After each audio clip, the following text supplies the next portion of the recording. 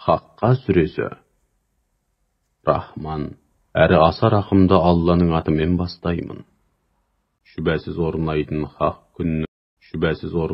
хақ күннің не екенін білесің бе? Алла білдірмейінше ол хақ күннің не екенін қайдан білесің? Сәмуд пен ат қауымы да жер дүниені тып-типыл қылатын қиямет қайымға сенбеді. Қиямет қайымды жоққа шығарған үшін Сәмуд қауымы ақыры арты алапат зілзалаға ұласқан жан түршігерлік гүрілмен тып-типыл етілді. Ал ат қауымы болса, гүріл атқан құйынды дүлей дауылмен тып-типыл етілді. Алла оларға сол бір дүлей дауылдан 7 түн, 8 күн бойы көз аштырмады. Егер сол арада болғаныңда, ол қауымды қураған құрма ағашының кеуектіңіндей әр жерде сұлап жатқанын көрер едің. Ал енді қазір солардың жұханасын, яғни солардан аман қалған жан баласын көре аласың ба? Фирғауын да, одан бұрынғы көптеген қауымдар да, Лут қауымы жайлаған аст үстіне келтірілген елді мекендер де сол бір кешірілмес күнәдан, яғни күпірліктен, қияметті жоққа шығарудан көз ашпады. Мұнымен қоймай, олар Раббыларының елшісіне де қарсы келді.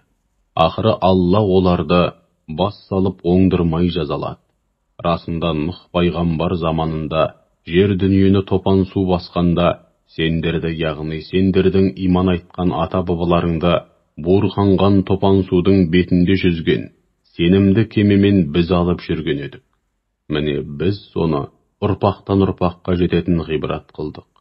Һәм ұққыш құлақтардың оған құлақ асып, жақсылап ұғып алуын қаладық.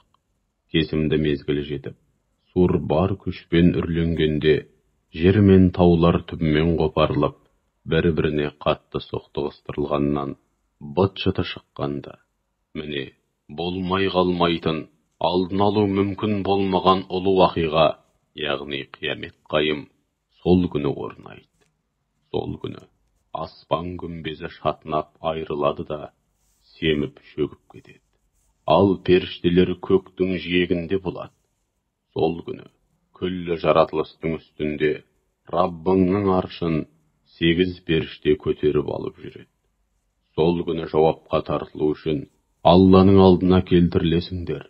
Сөйтіп Алланың алдында бірде-бір жасырын сырларың болмайды. Нәтижеде кімнің амал дәптері оң жағынан берілсе, ол көңілі тасып, қане, келіңдер, оқыңдар, мінекей менің амал дәптерім. Шынтуайтында мен дүниеде істеген істерім жөнінде есеп беретініме имандай сенген едім дейді. Ол енді көңіліне өте ұнайтын, мәңгілік бақытты өмірге қадам басады. Сондай ғаламат жаннат бақшасында мәуелеген мейуалары қол жетім жерде тұрады. Онда оларға былай деп үн қатылады. Өткен күндерде істеп осы жерге жолдаған игі де сауапты істеріңнің қарым ретінде. Тәбетпен ішіңдер, жеңдер, ас болсын.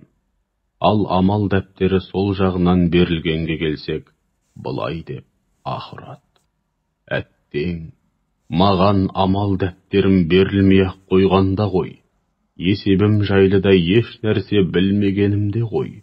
Шіркін, өліммен бірге бәрі бітсе болар еді. Байлығымның маған титтейде пайдасы тимеді. Бар пәрменім мен билігімде ғайып болды. Содан Алла азап періштелеріне былай деп пәрмен қылады.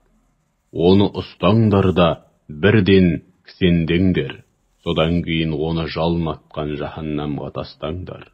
Содан соң ұзындығы 70 аршын шынжырмен матаңдар да, сол күйінде жаһаннамға тастаңдар.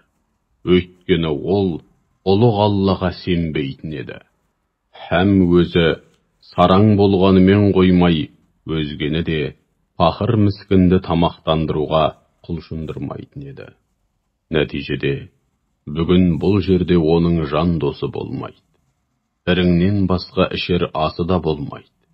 Оны күпірлік, Аллаға серік қосу, зұлымдық сынды кешірілмес күнәға батқан күнәһарлардан басқа ешкім жемейді. Жоқ, көріп жүрген нәрселеріңе серт. һәм көре алмайтын нәрселеріңе серт. Шүбәсіз ол қасиетті Құран. Аса ардақты елшінің жеткізген сөзі. Ол шайырдың сөз емес. Сендердің иман етуге деген пейілдерің неткен болмашы еді. Ол көріпкелдің де сөз емес. Ой таразыларың неткен жұтаң еді. Ол күллі әлемнің Раббысынан бірте-бірте түсіп жатқан кітап. Егер ол елші кейбір сөздерді өз ойынан шығарып, бізге таңған болса, шүбәсіз оны бас салып, содан кейін күре тамырын қияр едік. Араларыңнан ешкім бұған кедергі болып, оны арашалап қала алмас еді. Сондай-ақ Құран, тақуа жандарға жөн сілтейтін, теңдессіз жолбасшы. Араларыңда оған сенбейтіндердің бар екенін анық білеміз.